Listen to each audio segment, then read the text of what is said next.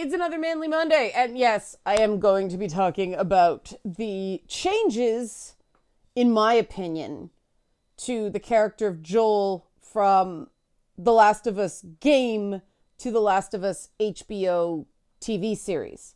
Now, if you played the game, I'm not really sure you can say there are any spoilers in this, since you know what's gonna happen. And well, how can you say they change a character if you know what's gonna happen? And that's the point of this video. If you don't want to see how it's different, don't watch. But I don't consider what I'm about to say a spoiler. So, if you like this sort of analysis, help support this channel. Become a monthly patron, patreon.com/LeannaK. Or buy a one-time Leanna Care session for someone who can use it but can't afford it, coffee.com/LeannaK. Okay, so in the games, Joel is, for most of the first game, kind of tough to like. He's a closed-off asshole, right? And in the TV show, they make him more of an overwhelmed fuck up that becomes traumatized. And yes, it is sort of closed off, but nowhere near what he was in the game. Joel is much more knowable in terms of his inner workings on the show than he is in the game. You're not totally sure up until very late in the game whether Joel really gives a damn about Ellie at all. In real terms, it's sort of a slow burn, but he's a lot rougher on her at the beginning.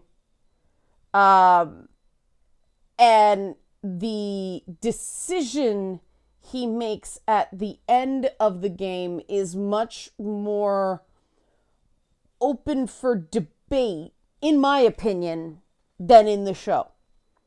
Now, I've had people say, no, I thought it was more complicated in the show. And this is an interpretation, right? I just remember when the first game came out, part of the appeal of it was that there were arguments for and against Joel's decision to, save Ellie by killing the doctor who was going to kill her.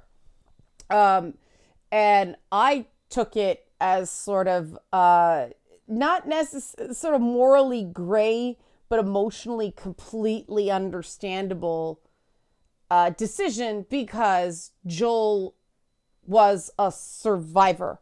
It was a game about people who survive, not necessarily live, but survive. So his thinking came down to, I don't care about the world. I don't care about the greater picture. This is someone, they've come to mean something to me.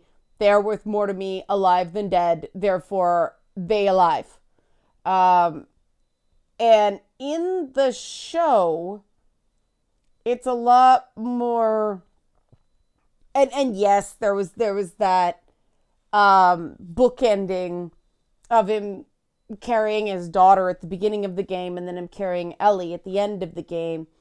But there was much more openness to Joel's point of view in the show. His actively missing his daughter, him freezing up at critical moments, him clearly having a PTSD connected to... They suggest it predated the outbreak and went all the way back to his time in the military. And he was, kind of a fuck up dad at the beginning in the first episode, which ironically is apparently why they weren't infected like other people. I'm not absolutely sure on that. I read that somewhere online. Of course, they show flashbacks to Joel in the show hanging out all coupley with Tess and Bill and Frank in a flashback, which we didn't get in the game. We have him doing a big speech about how Ellie saved him in the show that we don't get in the game. And we also get much less information that Ellie was aware that she was going to die and made an active choice that she was okay with it. Marlene's line was just, she would be okay with it, which suggests that she didn't know.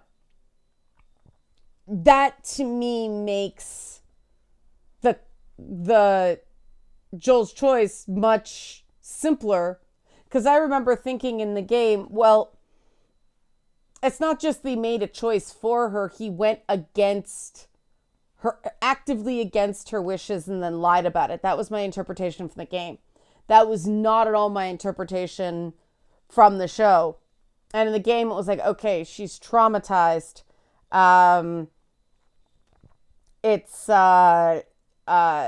She's not thinking clearly. So I still think he made the right call, even though it's much more ambivalent. In the show, it's very much his moment of emotional reawakening, coming out of the dark. And so I have no idea how they're going to continue with the plot in the games without killing the relationship between the existing fan base and Daddy Pascal, right? Like, this is the guy who plays the kind of gruff action dad with Baby Yoda and Ellie. You muck with that formula, so two things are going to happen. One, they're going to change it, proving that the reaction to Abby killing Joel rather brutally in the game The Last of Us 2 was not just gamers or misogynist, because they didn't dare do it with a TV audience when more money's on the line. Or they're not going to change it. Audiences are going to go fucking nuts to the tune they did with the Sansa Stark thing on Game of Thrones. And,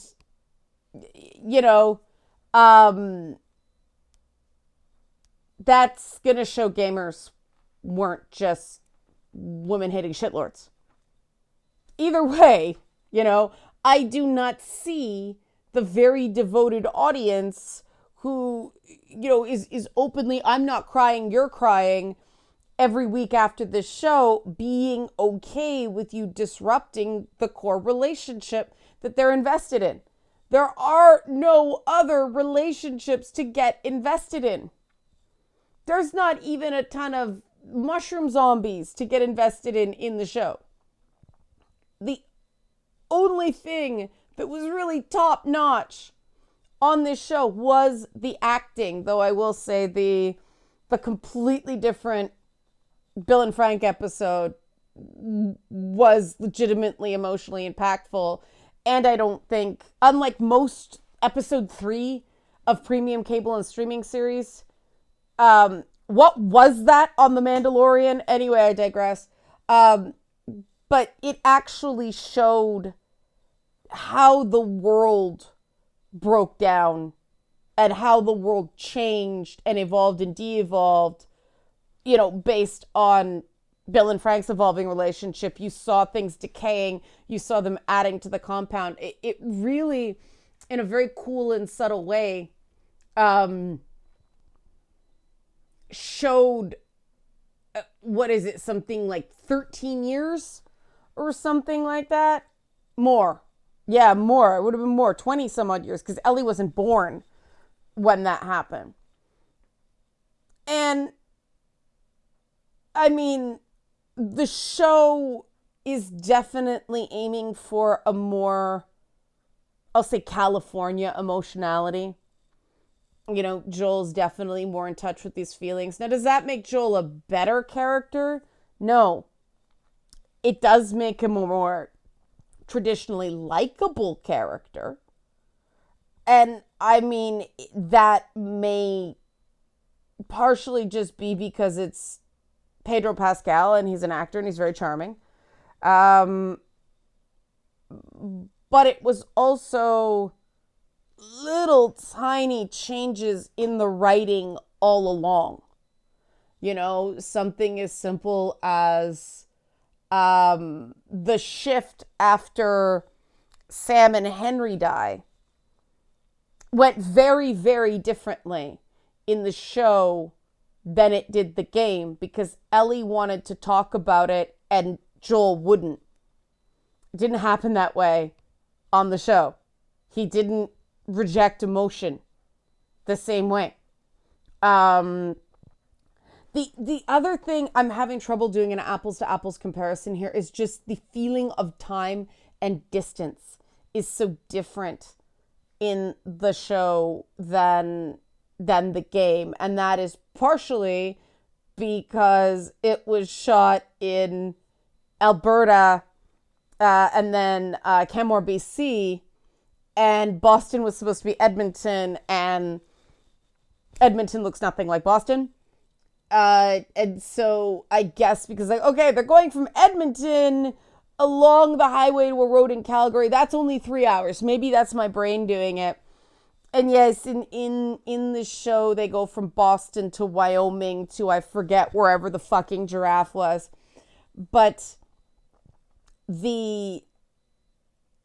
because it just time jumps, you don't get the same sense of how much time they've spent together and the slow burn of the relationship. And that's an issue with the difference between telling a TV show in, what was it, 8, 9 episodes, maybe less, I don't know, but less than 10, and a game that runs 35 hours.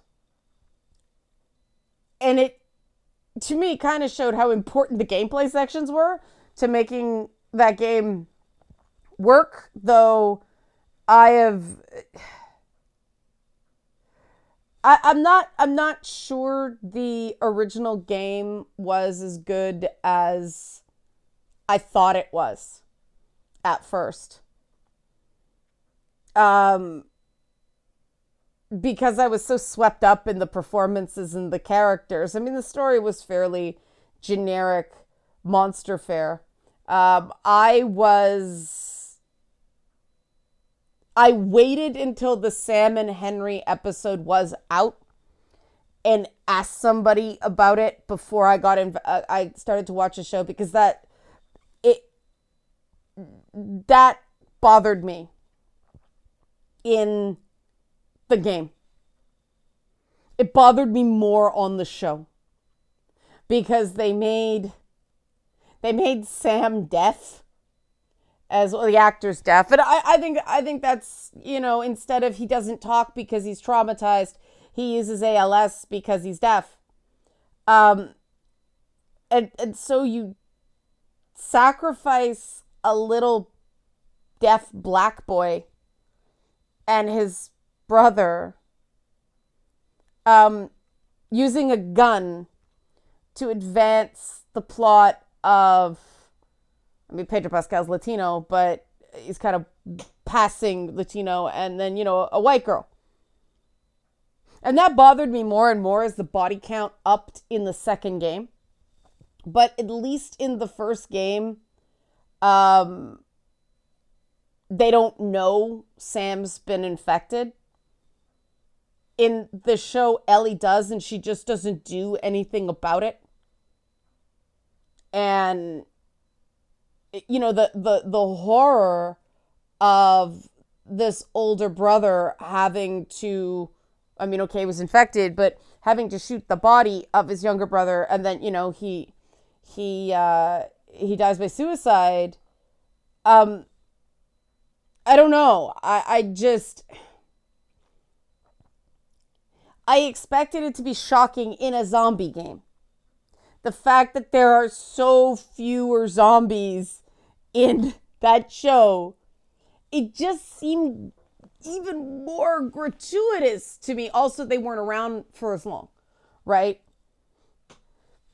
And so this is like, as is Joel actually warmer, or is it just more condensed and other things just sort of got grosser? But um, no, Joel is more knowable in the show. And they're trying to set up this theme of if someone's left behind, if there is a survivor, they will come after you. They're really trying to set up that cycle with the sister character that wasn't in the game. And people coming after Joel for revenge. That was the creepy cult with David from the game. They did that in the show, and they did certain things like every scene that was like a line for line, shot for shot copy of the game actually took me out of the show, except for the interrogation scene with Joel and those two guys. But I mean, the guy who plays David on the show does a good enough job with it. Troy Baker getting killed, her. I don't know. I thought the cameo was interesting tonally. I'm not sure, like, if we're supposed to feel the deaths. Was that the right call? Ashley Johnson was phenomenal in the 2 scenes that she got as Anna, Ellie's mom. She deserves more work. But this whole thing about, survivors behind, they're gonna come after you. They're trying to foreshadow the whole Abby thing, right? But people aren't going to remember a motif. They're not going to remember a theme the same way they didn't in Game of Thrones. Like, I was always like, what? When they didn't have a problem with all the other abuses of women in the show, including the Red Wedding, but no, not Sansa. Didn't totally make sense. So now they're making this emotional, open, caring, this man so protective of this child that isn't even his own blood, and you golf club him to death. I don't see how that goes well. And are there a bunch of stereotypes and heuristics in that emotional leap? Yeah, absolutely. I'm not saying it's fair. I'm just saying it is. But you know as well as I do that that's where TV audiences go with it. And I saw a lot of people after the second game came out saying, if they're going to kill Joel, just do it at the end of the game. Or do it further in. Give him more time. Give him a more dignified send-off. And I definitely think that if they write Pedro Pascal off in, like, it would be the equivalent of a 3rd episode in season 2, there's gonna be that similar reaction, only worse. And it's not just because people love Joel more than the team at Naughty Dog understood. And Neil Druckmann's on the record going, I don't care if people are upset about the ending. I think that's bull. But, the HBO version of the character is subtly much more likable, much more fuzzy than the game. We don't see Joel freeze in the game the same way. We don't see, his ears wiggling. We don't see standoffs from his point of view. It's like camera god type thing. We get Ellie's perspective with her, identifying with the hunted deer in the winter chapter and and all that stuff, but we don't really get much inside Joel's head.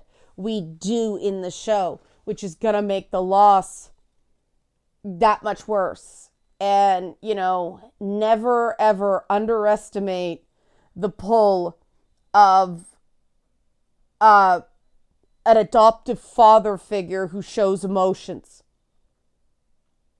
Even an adoptive father figure that doesn't show emotions. An adoptive father figure that does, the way Pedro Pascal did. Yikes. And so I found the changes interesting. In part, and this is where I totally speculate here, is it that they just wanted to make the character more likable to give the show a better chance of success? Or do they actually think that TV audiences are just have less of a tolerance for that difficult male lead that has to grow on you thing than, maybe the first game, like when it came out, it was a different time, definitely. It's quite a few years back now. But also, what gamers are familiar with and what TV audiences are familiar with, not the same thing. And I mean, HBO has no problem with asshole protagonists, so it's probably more they just wanted more connection with the audience. They wanted to tell a story of salvation instead of a story of survival. They wanted to tell the story of healing instead of a story of just carrying on. And okay, that's a valid adaptation. I frankly wish they would have adapted more. They wouldn't have been quite so concerned about, shot for shot adaptations of things from the game, and more make the show its own thing. Because even though I got real tired of The Walking Dead eventually, I liked that they deviated from the comics because I didn't know what was going to happen on the show. It gives me a reason to watch it other than the performances. And I mean, the chemistry between Pedro Pascal and Bella Ramsey is undeniable. They were really good together. They worked really well together. And I mean, for only being 20, she's phenomenal. She was probably 19 when she made that. But the way she's up, he's down, he's up, she's down, they played off each other really, really well. The